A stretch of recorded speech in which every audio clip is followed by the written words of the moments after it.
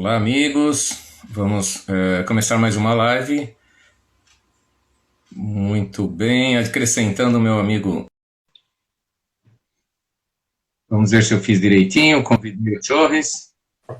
Igual, Olá, Chorres. Como está, meu amigo? na paz aqui. Que bom, que bom. Vamos aguardar alguns minutinhos para que os nossos amigos se conectem. Claro. Como é que estão as coisas aí? A gente está enclaustrado aqui em casa, né? A maioria das pessoas também aguentando um pouquinho essa situação, né? Sim. E... Alguma previsão de reinício nas aulas na universidade? Bom, nos falaram que o dia 6 de julho, né? Mas eu acredito que essa data ainda deva sofrer alguma alteração. Sim. Porque Hoje está tudo muito incerto, né, Chorris? Tá difícil. não dá para saber. Ó, Tatiane, tudo bom?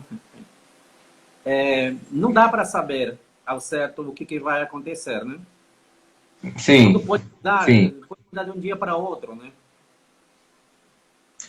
Sorte das pessoas que são muito ricas, como você, que não precisam trabalhar, mas nós pobres precisamos, né? Nós pobres mortais precisamos do nosso dia a dia, do ganha-pão. Eu que tenho vontade de ficar rico. Você aí tem muita vontade. Olha, antes de mais nada, eu estou vendo tantos amigos, tanta gente bacana aqui, tantas pessoas maravilhosas que estão conectadas conosco. Já fica o nosso imenso agradecimento pelo voto de confiança, né, por dividir aí a presença deles conosco. Isso nos deixa muito, muito lisonjeados, certo, Chores? Não, com certeza. Eu acho que nesse tempo que a gente está vivendo agora, embora seja uma situação caótica, na verdade, né, a gente não sabe como vai terminar, as pessoas que doam um pouquinho do seu tempo também para acompanhar um pouco o que nós estamos fazendo aqui é com certeza louvável, né? E Sem dúvida. o professor existe por causa dos alunos, né? Uma das coisas boas que eu estou enxergando nessa pandemia, nesse desastre todo, são duas coisas importantes, né? A reaproximação da família, as pessoas estão em casa, estão redescobrindo a própria família, porque a gente dispensa muito tempo para o trabalho, para os outros afazeres, e acaba, às vezes, involuntariamente distanciando sem perceber. Então, essa reaproximação é maravilhosa. Sim, só falta tirar o celular da mão da molecada, né? Aí seria bem melhor. Sim, sim. E a outra coisa é a aproximação também das pessoas através das lives, né? Estou vendo aqui, acabou de entrar a Thaís, um beijo gigante, Thaís, Tibone, tá todo mundo aí. Bem, então, eu acho que a gente já pode começar. Já deu 17 horas aí? Você que está aí. 17 e 1 minuto. Ó, isso aqui é o meu relógio de passarinho, tá avisando, ó. Chorris, antes de mais nada, muito obrigado por você ter aceitado fazer essa live comigo, me deixa muito honrado também. Você é um dos grandes valores que a gente tem na Prótese Total, sobretudo aí no Nordeste, né, onde você atua. E eu desejo, antes da gente começar a conversar, que você se apresente. Claro que muita gente o conhece, mas tem aqueles que não tiveram oportunidade. Então, fale um pouco sobre você, o seu trabalho, a sua atuação, por favor. Então, Walter, primeiro eu queria te agradecer a oportunidade que você brinda a gente aqui para estar um pouquinho aí, compartilhar um pouco, né, dos conhecimentos que a gente tem nessa estrada toda da prótese. Eu me sinto muito elogiado, muito feliz por estar com você, sendo que todo mundo conhece você como um dos melhores professores de prótese total do Brasil, com uma influência muito Nós grande. Combinamos isso, ainda bem. Fora do Brasil também. Então, para mim é uma honra estar aqui do teu lado para poder conversar um pouco sobre alguns temas que são importantes para o dia a dia do clínico, né? Então, eu estou imensamente feliz de estar aqui com você.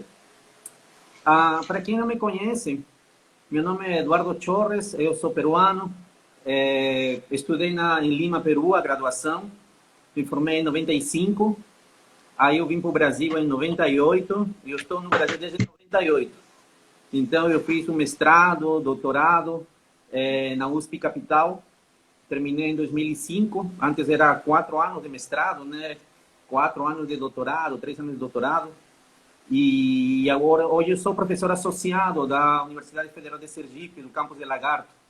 E eu tenho sobre minha responsabilidade a área de prótese total, prótese removível e disfunção temporomandibular.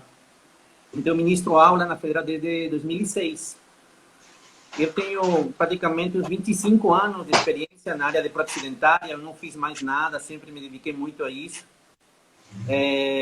E eu sou muito feliz fazendo o que eu faço, né? Ministrando aula de PT, de prótese, de oclusão, é uma coisa que eu gosto muito. Então, quando a gente começa a pensar sobre as temáticas de ensino e tudo mais, né? E às vezes a gente é abordado por alguns professores e alunos também, e sempre existe uma dúvida, Walker, em relação a saber qual é a melhor técnica e qual é o melhor material para moldar, né? Perfeito. Eu acho que começa sempre assim, Walker, né? E com certeza você que ministra curso já há muito tempo e você é uma pessoa com ampla experiência, em algum momento, com certeza, vários alunos comentaram isso para você, né? Fora da experiência que você tem no laboratório e o ensino também junto com o grupo de dentistas, né? Sempre acaba sendo isso, vamos dizer assim, o talão de Aquiles dos profissionais, né? Então eu vejo muito isso. E aí, desse meu ponto de vista, muitas vezes, às vezes pela falta de experiência, o aluno acaba pensando de que a única variável envolvida nessa situação é o material de moldagem, né? Pelo menos a experiência que eu tenho nas aulas da graduação e de especialização. Aí eu queria saber a tua experiência de como isso mais ou menos funciona para você. Muito bem. Bom, antes de mais nada, eu quero dizer que eu tenho um profundo respeito aos professores universitários, porque além do conhecimento, né, que tem, além da bagagem que tem, eu acho que são os profissionais que têm maior possibilidade de todo tipo de experimentação, porque é um número sem fim de pacientes que passam por vocês, e além disso vocês têm a possibilidade de um acompanhamento longitudinal. Então é interessante porque vocês pegam pacientes com todo tipo de necessidades reabilitadoras e numa quantidade enorme, que na clínica não teria essa possibilidade, né? Vocês têm salas inteiras de alunos de faculdade à sua disposição para poder fazer todas as experimentações, né, no melhor sentido da palavra. Então, tem um profundo respeito. O Alexandre também, que está nos vendo aqui, é outro professor, tem outros professores universitários aqui que eu estou vendo, né, e sabem o que eu estou falando, as possibilidades. Então, quando vocês falam, a opinião de vocês tem um valor imenso, porque vocês realmente vivenciam isso no dia a dia e num volume muito grande, Muito bem. A minha experiência a respeito de materiais de moldagem e técnicas de moldagem, ela é um pouco grande em função de eu militar na profissão já há bastante tempo. Então, eu venho de uma época em que a gente tinha apenas como opção, quase que apenas, nós tínhamos a Godiva, né, para fazer aquela que você vai discorrer depois, para fazer a moldagem preliminar, e depois a pasta de zincogenol, né, dióxido de zincogenol, que aqui em São Paulo a gente popularmente conhece como pasta lisanda, que é um nome comercial. Recebia no laboratório todo tipo de moldagem, né, a gente trabalhava com vários níveis, vamos dizer assim, de profissionais, né, desde o mais humilde a alguns mais seletos. Então recebíamos as moldagens no laboratório. Bom, a primeira opinião que eu tenho é que na atual conjuntura, e você que vai dizer isso, mas na atual conjuntura, a maioria dos materiais de moldagem tem bastante qualidade, são muito bons. A efetividade desta moldagem, ou o resultado, o molde que resulta, né, do procedimento de moldagem, ele vai depender muito de quem executa a moldagem. Ele vai depender muito do domínio que cada profissional tem a respeito da moldagem. E cabe lembrar também que não basta apenas o conhecimento do procedimento de moldagem, o conhecimento também do material de moldagem. Eu recebia, por exemplo, moldagens maravilhosas feitas com pasta de zincogenol, que não deixava nada a desejar para outros tipos de materiais tidos como mais nobres. Eu digo tidos no bom sentido, tá? Mas materiais mais nobres. Agora, depende também do conhecimento do próprio profissional acerca do universo da prótese total, já que o foco aqui é prótese total. Então, assim, às vezes você tem um material maravilhoso, o paciente até domina bem, o paciente não, perdão, o cirurgião dentista domina bem o material, mas desconhece sobre prótese total, ele desconhece o que precisa moldar, como precisa moldar, o planejamento, a área basal, o tipo de moldeira a ser dimensionada para esse material. Então, no laboratório, Torres, a gente acaba tendo que assimilar o material que vier. Nós não elegemos o material de moldagem. Quem elege é o cirurgião dentista. E nós conversávamos um pouco antes, vou passar a palavra para que você continue, mas nós conversávamos até um pouco antes de que existe um certo preconceito para materiais de menor custo. Eu nem vou dizer menos nobres, porque a nobreza muitas vezes está na execução do trabalho e não no material em si. Não adianta dar uma Ferrari para quem não sabe dirigir a Ferrari. É melhor dirigir um Fusquinha bem dirigido do que uma Ferrari mal dirigida. Andar de patins. De patins, exato. Então, no laboratório, a gente fica à mercê do profissional. Mas eu acho que, assim, a parte que mais afeta o laboratório vai ficar um pouco mais para frente. Eu gostaria que você discorresse um pouco mais, na verdade, sobre os materiais e as técnicas, e ao longo nós vamos trocando informações. Claro, certo. Então, vamos começar. Quando a gente começa a ver a história dos procedimentos de moldagem em prótese total, quando a gente começa a revisar literatura, né, porque o que a gente fala sempre está baseado em evidência, né, observamos de que existem relatos, né, de técnicas de confecção de prótese lá por 1700, né? Então, veja, uma coisa que é engraçada é que desde 1700 e pouco, a gente começa a observar na literatura que existe a preocupação pelos profissionais no desenvolvimento das técnicas, né? Primeiro, o desenvolvimento das técnicas, porque no início havia pouca quantidade de material de moldagem, né? Então, sempre houve essa preocupação. Claro que isso é decorrente da necessidade de restabelecer inicialmente a estética do paciente, né? Sempre foi isso, né? Então, se passaram todo 1700, 1800, 1900, estamos em 2000, né? E aí, na verdade, vou me aproximar um pouco mais, acho que já melhorou o volume agora. Nas épocas atuais, a gente continua observando uma gama enorme de materiais de moldagem e técnicas também de moldagem, né? E a gente vê que se passaram 2, 3 centúrias e na verdade, não tem como existir um consenso de um único material de moldagem, não há um consenso de uma melhor técnica, né, para ser usada pelo clínico. Isso uma coisa que tem que ficar bem clara, né? Bem clara. Eu fiz uns slides e eu deixei, inclusive, isso no meu Instagram, e para que o pessoal que está acompanhando aqui possa acompanhar depois, não é necessário anotar, que está tudo disponível aí. Tá? O seu volume está um pouquinho baixo, vê se dá para melhorar. Tá. José Vicente, um abração, Joselice, tem tanta gente bacana, Lio, Thaís, e agora, que eu já citei. Melhorou? Bastante, ficou muito bom. Pronto. Tá, então eu vou começar a passar uns slides e vamos começar a comentar algumas situações que são importantes nesse processo de evolução de material de moldagem. Então, estamos mostrando aqui, é importante lembrar que para que a gente consiga entender de uma forma mais segura esse processo de evolução, tanto das técnicas quanto dos materiais, existe uma fase empírica, né? Uma fase inicial, vamos chamar assim, uma fase do lado escuro, né? O lado escuro da força. Um momento em que não havia nenhum princípio, na verdade, de construção do elemento protético. Não havia princípios, não havia bases. O que havia unicamente era uma necessidade, né? Uma necessidade de você querer duplicar os rebordos edêntulos, né?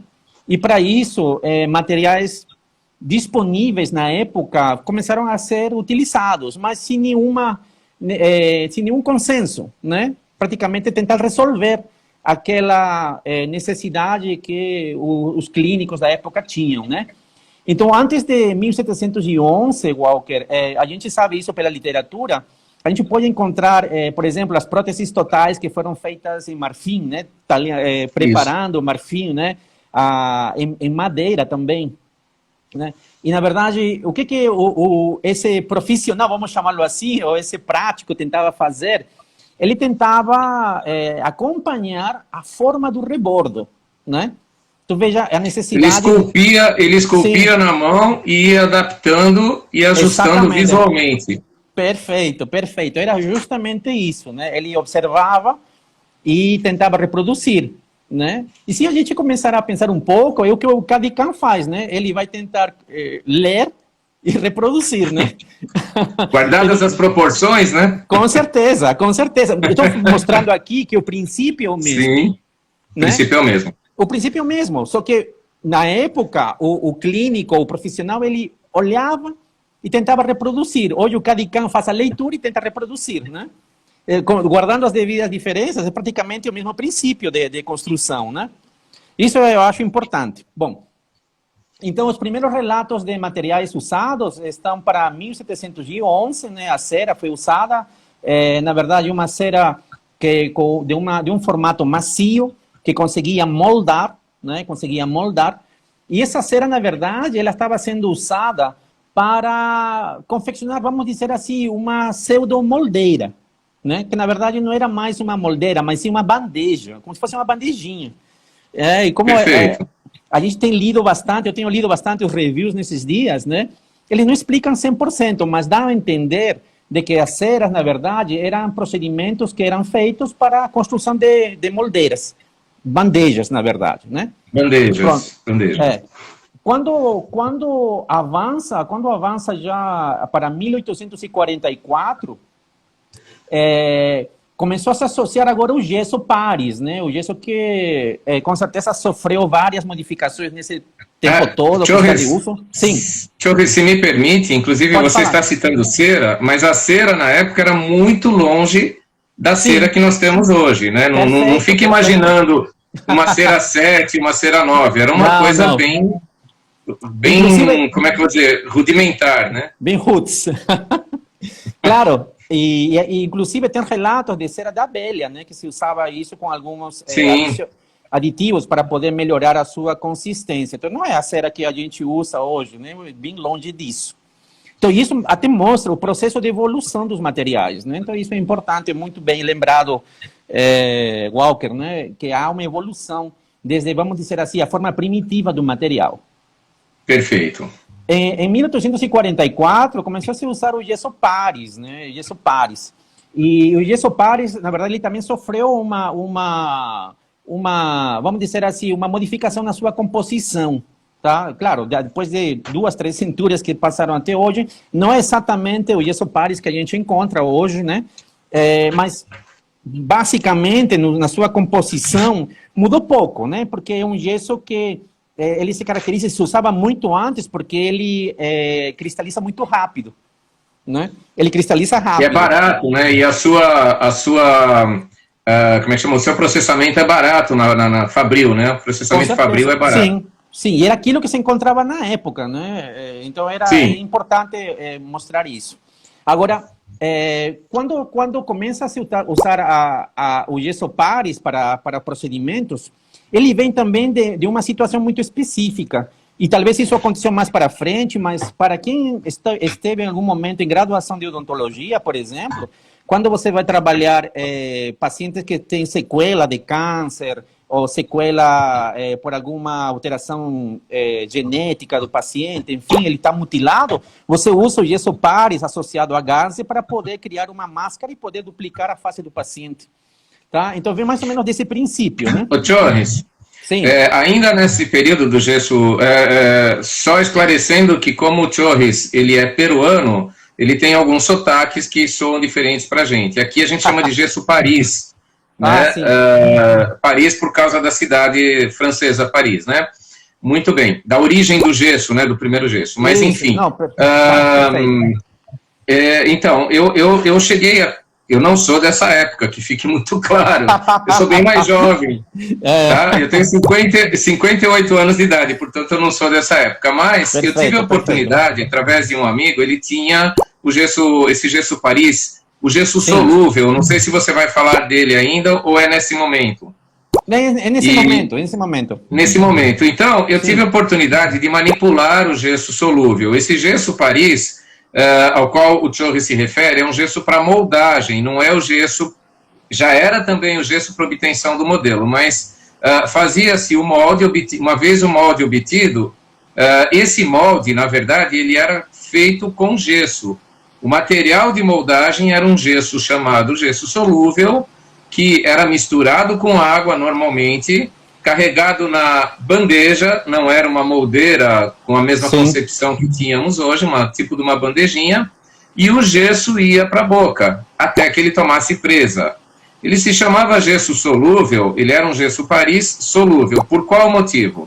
Uma vez obtida a moldagem, o molde, melhor dizendo, com o gesso, quando você tirava a bandejinha, né, que não era moldeira, da boca, você tinha a reprodução do rebordo em gesso. E aí, isolava um pouquinho, fazia um isolamento com, na verdade, chamavam gel de petróleo, que nada mais era do que a vaselina na época, né, chamava gel de petróleo, e vazava o gesso por cima desse outro gesso. O gesso de moldagem vazava o gesso do modelo. O gesso do modelo era mais duro, resistente e consistente que o gesso do material de moldagem. Exatamente. E ele se chamava solúvel porque quando tomava presa, você levava embaixo da água e ia esfregando, e ele era solúvel na água. Então, todo o gesso empregado para o molde ia solvendo na água, ia se desgastando. E você ia passando a mão, dissolvendo, até chegar no gesso mais duro, mais resistente, que era a cópia do rebordo. Eu tive a oportunidade de manipular esse gesso, de conhecer esse gesso. E ele era bem mais frágil e bem mais solúvel do que um gesso Paris convencional. Tá, por causa dessa baixa resistência, inclusive quando você lê literatura sobre o uso desse gesso, né, solúvel, você pode observar de que havia inclusive técnica diferenciada para moldar. Muitas vezes se moldava parcialmente o hemi-rebordo, né? Isso eu acabei lendo na literatura. Então, assim, devido à sua fragilidade, a maioria dos profissionais moldavam um hemi-rebordo para depois moldar o outro, né? Então, assim, isso daí vai trazer a informação de que o profissional, no momento, conhecia a limitação do material, né? E tentava talvez tirar a melhor vantagem dele durante o seu uso. Mas, e que era um avanço absurdo comparado com os materiais anteriores. Com certeza, sem palavras para isso. Mas, enfim, quando... Só por curiosidade, sem atrapalhar a live, o Alexandre Oliveira está acompanhando aqui e ele chegou a fazer moldagem, ele era vivo nessa época. Ele fazia moldagem com gesso solúvel. É porque ele me chama de velho, eu preciso descontar ao vivo e a cores, já que ele não pode responder. Tá certo. Mas continua. Desculpe, Chorri. Não, tranquilo. Então, mais para frente, em 1848, se usava a gutta-percha mais a cera, né? E isso daqui era da seguinte forma: existiam umas lâminas de gutta-percha, não a gutta-percha de endodontia que a gente vê, eram lâminas de gutta-percha que elas se amoleciam na água quente e dava um formato de como se fosse uma bandeja, né? E começava a moldar com cera, né? Então, aqui a gente começa a observar, Walker, que agora, embora tenha sido usado o gesso solúvel, por exemplo, para moldagem, começa a testar outros materiais também, né? Então, assim, talvez nas características que o gesso solúvel tinha, que não eram as mais favoráveis, né? O profissional, o prático, continuava procurando no seu conjunto de materiais, alguma coisa que trouxesse uma vantagem melhor para ele, né? E depois, em 1857, aparece a Godiva, né? O composto de modelar, né? Composto de modelar. Então, veja, aqui que é importante mencionar, Walker, que a Godiva é desde 1800 e pouco, né? E hoje em dia, muitas vezes, às vezes os próprios profissionais acabam querendo descartar um pouco o uso da Godiva, né? Independente se for para moldagem anatômica ou funcional, ou relacionado ao isolamento periférico, com talvez mencionando de que ela é difícil de trabalhar, que você queima o paciente, enfim, né? Mas é um dos materiais, Walker, que com certeza tem muita mais uma participação ativa no procedimento de confecção de próteses totais, né? E não estamos falando de 10 anos, Walker, estamos falando de quase mais de 300 anos de uso.